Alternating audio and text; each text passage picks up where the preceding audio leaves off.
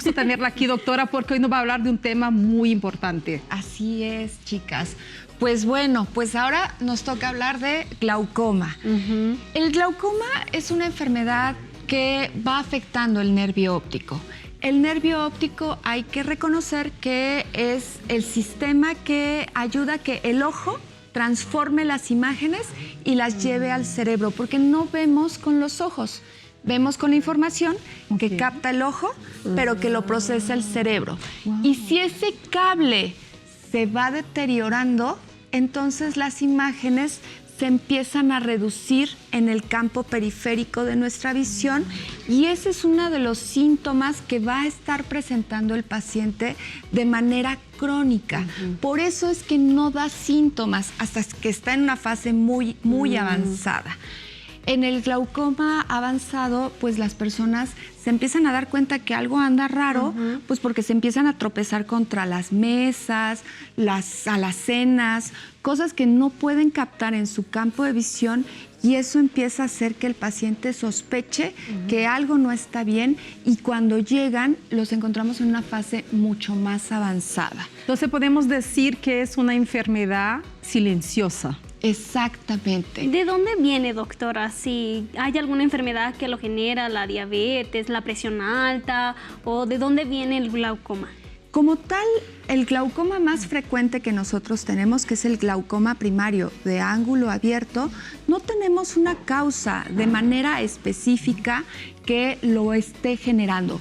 Más sin embargo, en la gran mayoría de glaucomas, porque hay una cantidad de 14 diferentes tipos de glaucoma.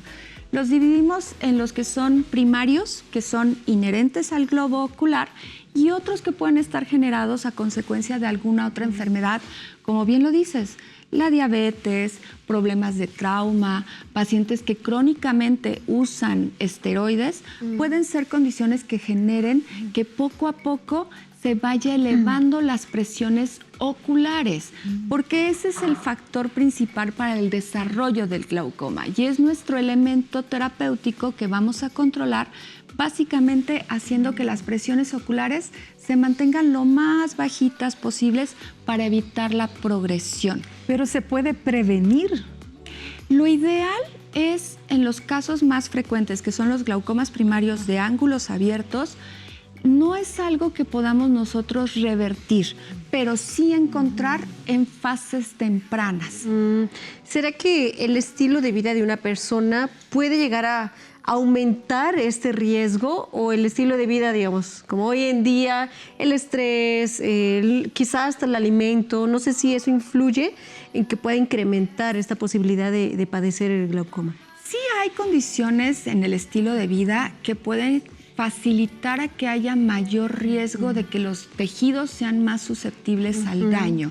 Por ejemplo, los pacientes diabéticos son pacientes mucho más susceptibles a que las células puedan sufrir más rápido o si no tengo un buen control de mi diabetes, a la larga, en el avance de la enfermedad, puedo llegar a desarrollar un glaucoma secundario y eso me puede llevar también de manera mucho más acelerada a la pérdida de la visión o a la ceguera, porque el glaucoma es la principal causa de ceguera irreversible. No podemos revertir ese daño, pero si encontramos a los pacientes en una fase inicial, podemos hacer que el daño sea lo más lento posible y en algunos casos prevenible. Por ejemplo, en los casos de ángulos cerrados, esto se basa en que la regulación entre la presión de lo que produzco de agua en el ojo y lo que elimino tiene que tener una armonía.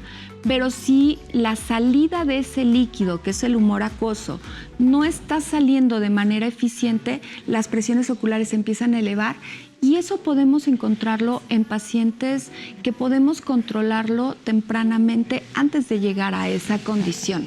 Para eso tendríamos que ir al oftalmólogo. ¿Cada cuándo, doctora? Porque yo así, no es algo que esté como muy adentro en nuestra agenda, cabecita, ¿no? Exacto, en nuestra agenda.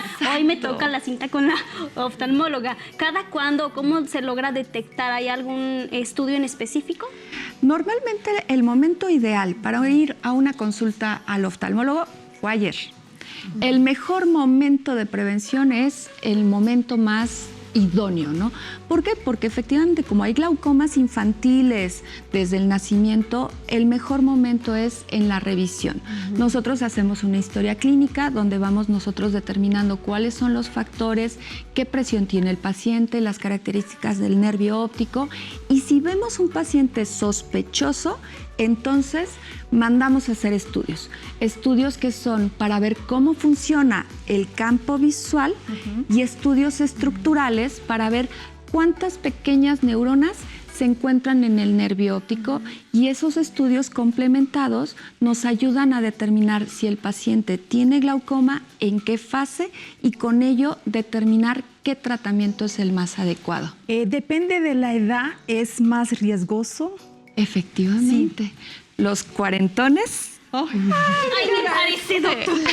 No diga eso, doctora. Tenemos más riesgo. Entonces, a partir de los 40 años, lo ideal es ir al oftalmólogo.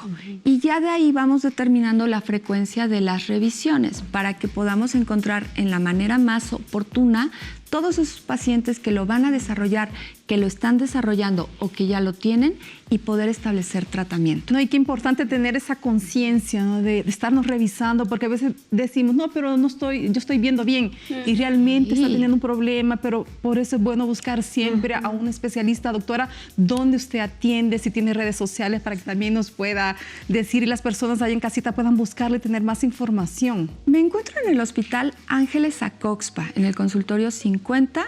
Mis redes sociales en Facebook, Instagram, TikTok, como Oftalmóloga Gloria.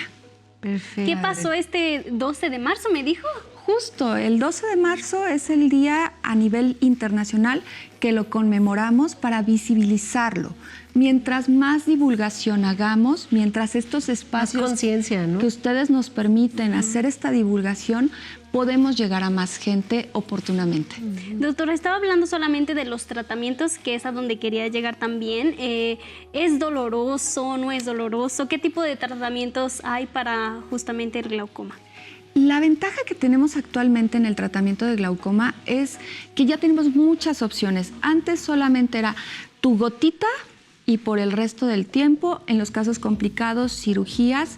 Actualmente tenemos alternativas de láser que ayudan a eficientar la salida de líquido del humor acuoso, tratamientos de mínima invasión con la introducción de pequeños dispositivos prácticamente microscópicos que ayudan a que la salida del humor acuoso sea mucho más eficiente. Entonces, actualmente tenemos una gama muchísimo más amplia de opciones terapéuticas individualizadas a cada paciente según el tipo de glaucoma.